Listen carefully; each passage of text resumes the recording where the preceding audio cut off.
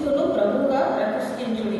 అప్పుడు మీరు దేని విషయమై దుర్మార్గులని దూషింపబడుదురో దాని విషయమై క్రీస్తున్న మీ సత్ప్రవర్తన మీద అపనింద వేయువాడు వాడు సిగ్గుపడతారట. అసలు నిర్మలమైనటువంటి మనస్సాక్షి అంటే హృదయంలో ఇలాంటి కల్మషము అది ఉండకూడదు అన్నమాట. యథార్థంగా ఉండాలి, కలిగిన వారని ఉండాలి. నిరీక్షణ గురించి మేము ఏది ప్రతి వారికి అంట మనం నిరీక్షణ కలిగిన వారని రాత్రి కాలంలో మనం బైబిల్లో వింటూ వచ్చింది కదా. నిరీక్షణ గురించి నిరీక్షణ కలిగిన వారంగా ఉన్నాం. మనం ఏదైనా దేవుని సరికి వచ్చినాం అంటే దేవుడు ఉన్నాడు అనే విధానంలోనే మనం వచ్చినాం.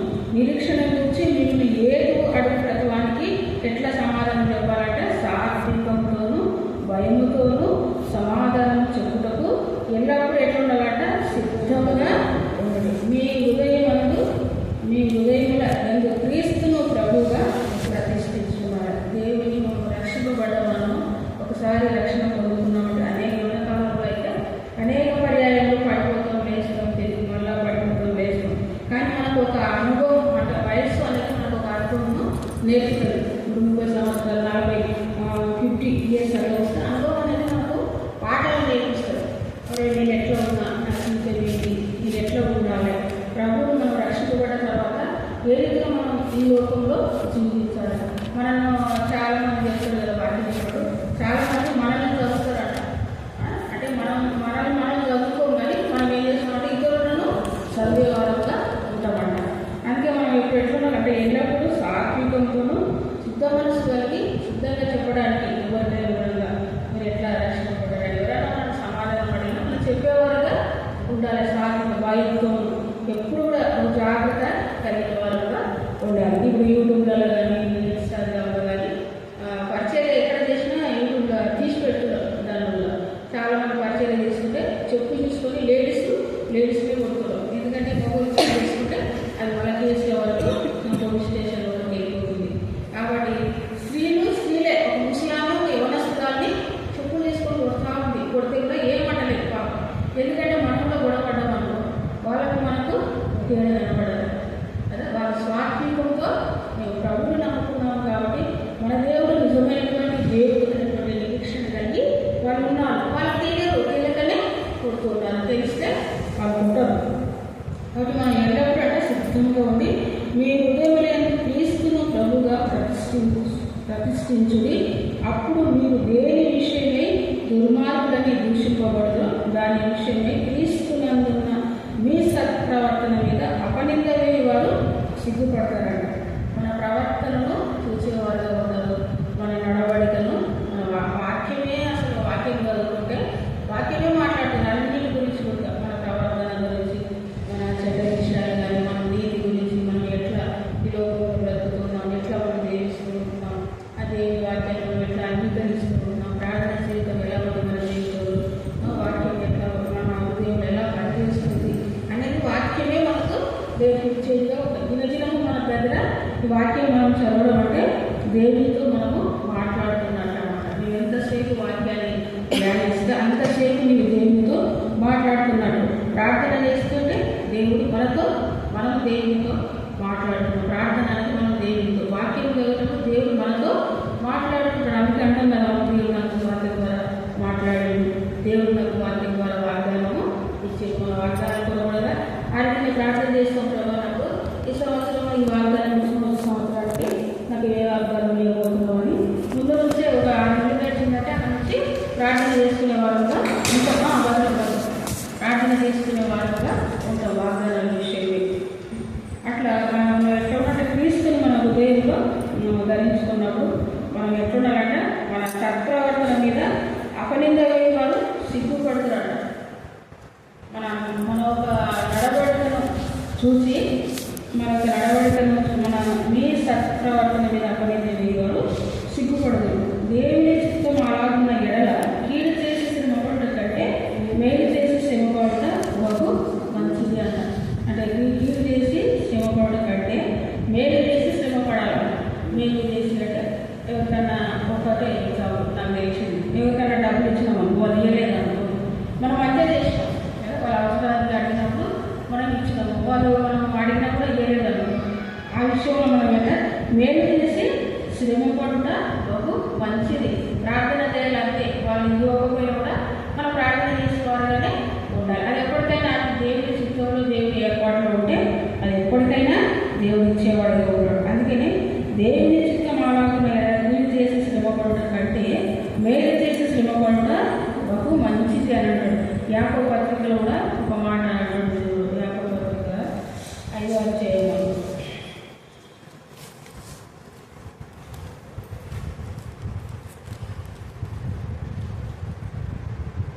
యాకోబు 4:17 కాబట్టి మేలైనది చేయలేని అలా చేయని వానికి పాపం కలుగును. మేలైనది చేయలేని కూడా మనం ఏం చేస్తామంటే ఒక్కొక్కసారి చేయని వారుగా ఉంటాం. మేలు ఎవరైనా అవసరతలు ఏదైనా అడిగినా కూడా మన దగ్గర ఉన్నా కూడా మనం ఏం చేస్తామంటే లేదు మన దగ్గర అని చెప్పేవారు. అట్లా చెప్తే కూడా పాపం అంట. మేలైనది చేయలేని అలాగే చేయని వారికి పాపం కలుగును. ఏడైనా మనలను దేవుని యుద్ధకు తెచ్చుటకు అనీతి మంతుల కొరకు నీతిమంతుడైన క్రీస్తు శరీర విషయంలో చంపబడి ఆత్మ విషయంలో బ్రతికింపబడి పాపముల విషయంలో ఒక్కసారే శ్రమ పడుతూ వచ్చింది. అంటే ఆయన ఈ లోకానికి రాత్రి కూడా ఏంటంటే ఆయన ఈ లోకానికి ఒక్కసారి మరణిస్తూ వచ్చినాడు. మన పాపముల కొరకు, మన అతిక్రమముల కొరకు, మన దోషముల కొరకు ఆయన నలుగురికి ఎక్కువకు ఇష్టమైంది. ఆయన అనేక సార్లు కూడా ప్రార్థన చేసిన ప్రభావ ఇది చిత్తమైతే నా యొక్క గిన్నెను తొలగించమంటాడు. ఒకవేళ ఇది నీ చిత్తంలో నీ ఏర్పాట్లు ఉంటే సిద్ధించుగాక అని కూడా ప్రార్థన చేస్తారు. అయితే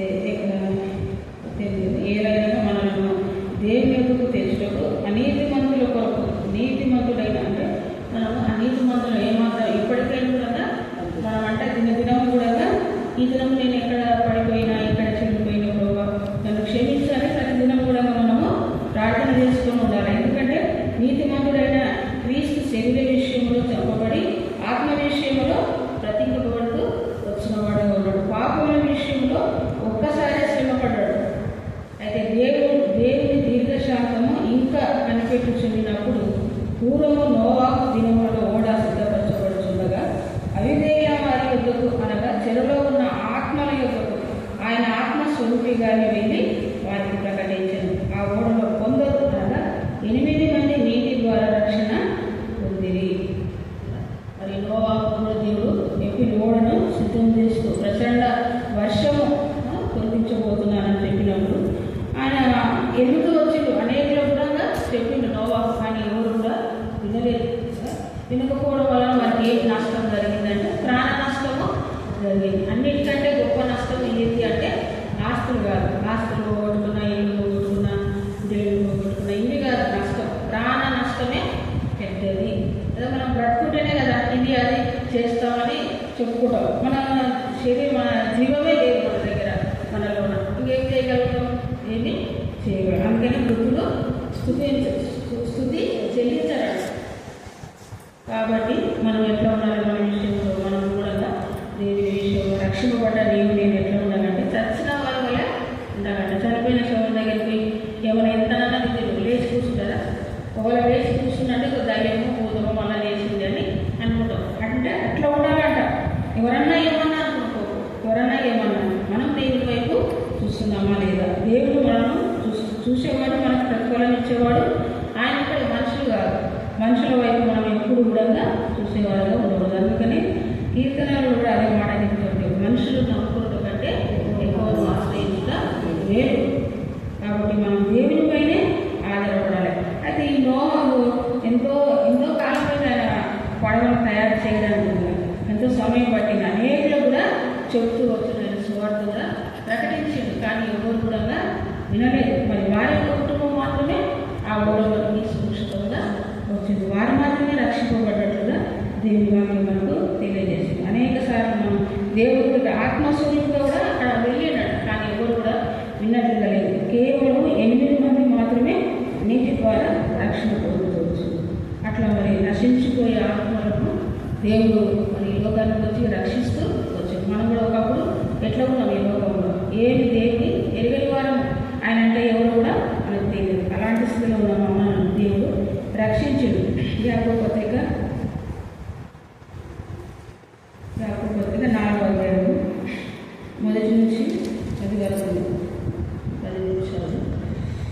మీలో యుద్ధమును పోరాటమును దేని నుండి కలుగుచున్నవి?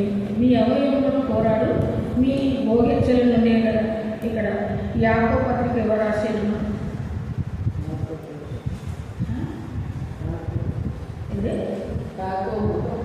యాకోబు రాసిందా?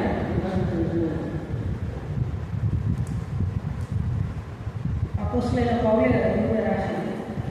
ఒక అపోస్తల కార్యాలు మాత్రమే లూకా రాసింది. అయితే అపోస్తలులైన పౌలే పత్రికలు రాసింది. ఏమంటున్నాడు? మీలో యుద్ధాలు పోరాటాలు దేని నుండి కలుగుతున్నమాట? యుద్ధాలు పోరాటాలు అంటే మీ అవయవంలో పోరాడు మీ భోగేచ్ఛలు ఉండే కదా. మీరు ఆశించుచున్నారు కానీ మీకు దొరకలేదు. నరహత్య చేయదు మచ్చరపడదు కానీ సంపాదించుకున్న లేదు. పోట్లాడదు యుద్ధం చేయదు కానీ దేవుని అడగనందున మీకు ఏమీ దొరకదు. దేవుని అడగాలంటే ఎట్లా అడగాలి? ఆయన నీతికి రాజు, సమాధానానికి కర్త. కాబట్టి మనం అడిగేది ఎట్లా ఉండాలంటే హృదయపూర్వకంగా. అంటే హృదయంలో మళ్ళా మత్సరాలు, క్రోధములు, అసూయలు, ద్వేషములు మనం పెట్టుకొని అడగొద్దు. దీన్ని అడిగితే అది దొరకదు. మనం ఎట్లా అంటే పూర్ణ హృదయంతో ఆయన అడిగేవారంగా ఉండాలి. ఆయన తెలుసు మనకి ఏది కావాలి, ఏది ఏ సమయంలో మనకి ఇవ్వబడుతుంది అనేది ఆయనకు ముందే తెలుసు. మనకి ఏది కావాలన్నది కూడా. మీరు ఆశిస్తున్నారు కానీ మీకు దొరకలేదు. నరహత్య చేయదు మత్సరపడదు కానీ సంపాదించుకున్న లేరన్నమాట. నరహత్య చేసేవారంగా ఉంటారు. నరహత్య అంటే ఒక మనిషిని హత్య చేయడం కాదు, మాటల ద్వారానే హత్య చేయబడతారు. మాటలు ఎంతో నొప్పించేగా ఉంటాయి.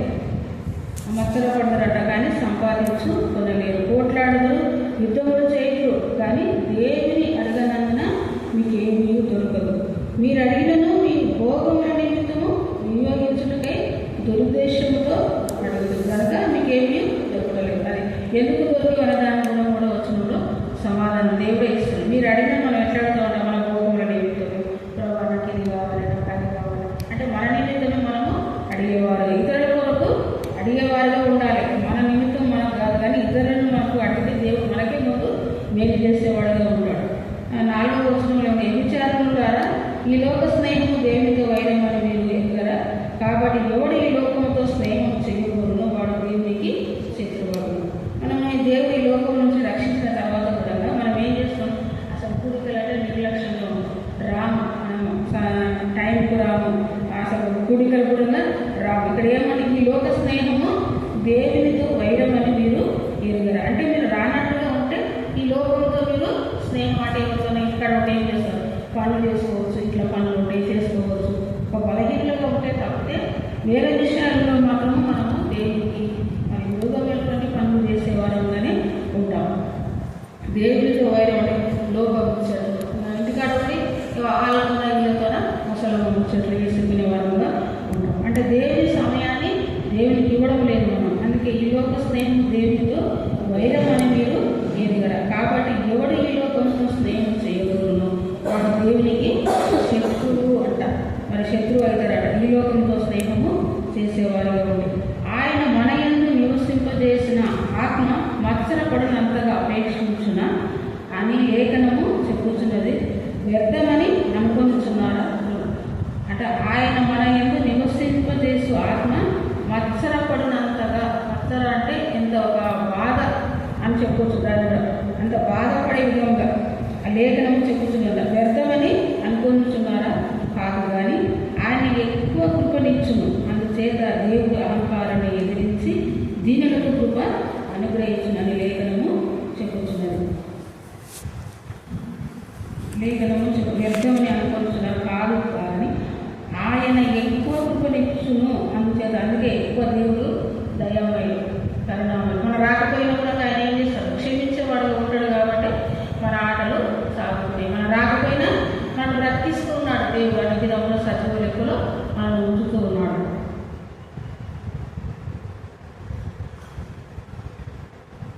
ఎక్కువ కృపనిస్తున్నాడు అన్నమాట. ఈ మనం ఎట్లా ఉన్నాం అంటే కృపాకాలంలో ఉన్నాం. పాత నిబంధన కాలంలో అయితే ఎట్లుంటుంది? పంటికి పన్ను, కంటికి కన్ను, కాలుకు కాలు, చేయికి చెయ్యి. అది లేదు ఇప్పుడు. ఎందుకంటే కృపాకాలంలో మనం ఉంటాం కనుక మనం రాకపోయినా కూడా దేవునికి రాకపోయినా కూడా నడుస్తుంది. మన జీవనము నడుస్తుంది. మనం పోషిస్తున్నాడు, మనం సంరక్షిస్తూ ఉన్నాడు, మనకు జీవాన్ని ఇస్తున్నాడు. దినదినం కూడా మీరు బ్రతకండి లోకంలో అని మనకు చెప్తూ ఉన్నాడు. మరి ఆదివారం ఒకటి మనం ఏం చేస్తామంటే టైంకి రావడానికి చూస్తాం.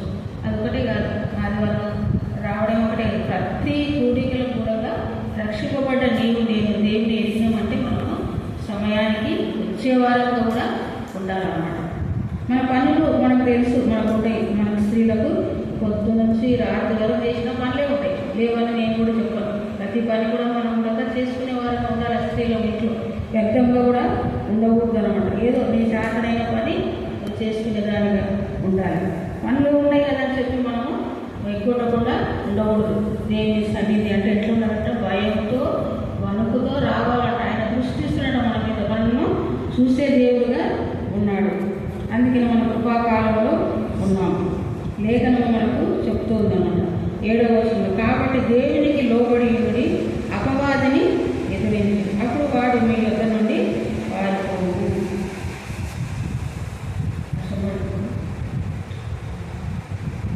మనం దేవునికి ఎట్లా అంటే లోబడి ఉండాలంట, అపవాదిని ఎదిరించండి. అప్పుడు ఎట్లుంటుంది? అప్పుడు వాడు మీ యొద్ద నుండి పారిపోతాడు. మనము ఎదిరించే వారంగా ఉండాలంటే ఆత్మ ఖడ్గాన్ని మనము ధరించుకొని, ప్రార్థన అనేటువంటి ఖడ్గాన్ని మనం ధరించుకొని పోరాడవాడంగా ఉండాలి. 8వ వచనం, దేవుని యొద్దకు రండి అప్పుడు ఆయన మీ యొద్దకు వస్తుంది.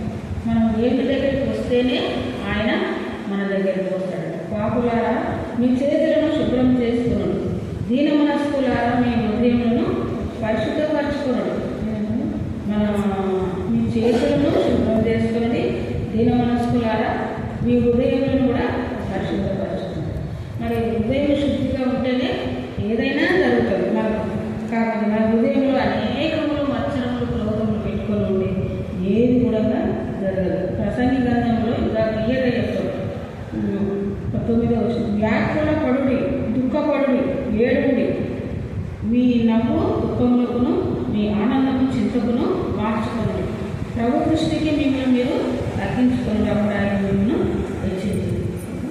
ఎట్లా మనం దుఃఖపడాలన్న, ఏడవాలన్న, మన నవ్వును దుఃఖానికి మార్చుకోవాలి, మన ఆనందమును చింతకు మార్చుకోవాలి. అప్పుడు ప్రభు దృష్టికి మిమ్మల్ని మీరు తగ్గించుకుని అప్పుడు ఆయన మిమ్మల్ని హెచ్చించేవారు. ప్రతి విషయంలో మన తగ్గింపు స్వభావం కలిగిన వారు. ఆయనకి ఏసులోనే తగ్గించుకొని ఈ లోకానికి వచ్చేది. మనమే చెప్పారు ఈ లోకంలో ఇంతలో కనబడి అంతలో మాయమయ్యే ఆవిరి వంటి వారు. కాబట్టి దీన మనసు అనే వస్త్రాన్ని మనం ధరించుకుని దీన మనసు కలిగిన వారంగా ఉండాలి. ప్రసంగి గ్రంథంలో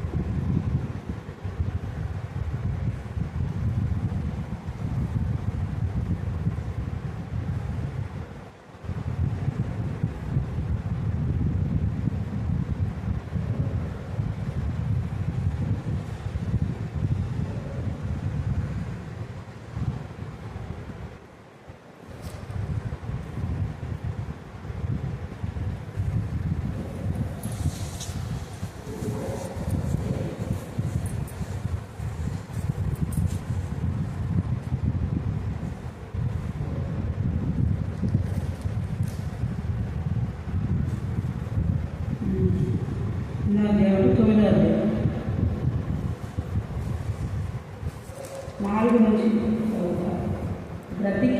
బ్రతికి ఉండు వారితో కలిసిమెలిసి ఉండు వారికి ఆశ కలదు. చచ్చిన సింహం కంటే బ్రతికి ఉన్న కుక్క మేలు కదా. బ్రతికి ఉండు వారు తాము చతురని ఎరుగుడు, అయితే చచ్చిన వారు ఏమీ ఎరుగరు.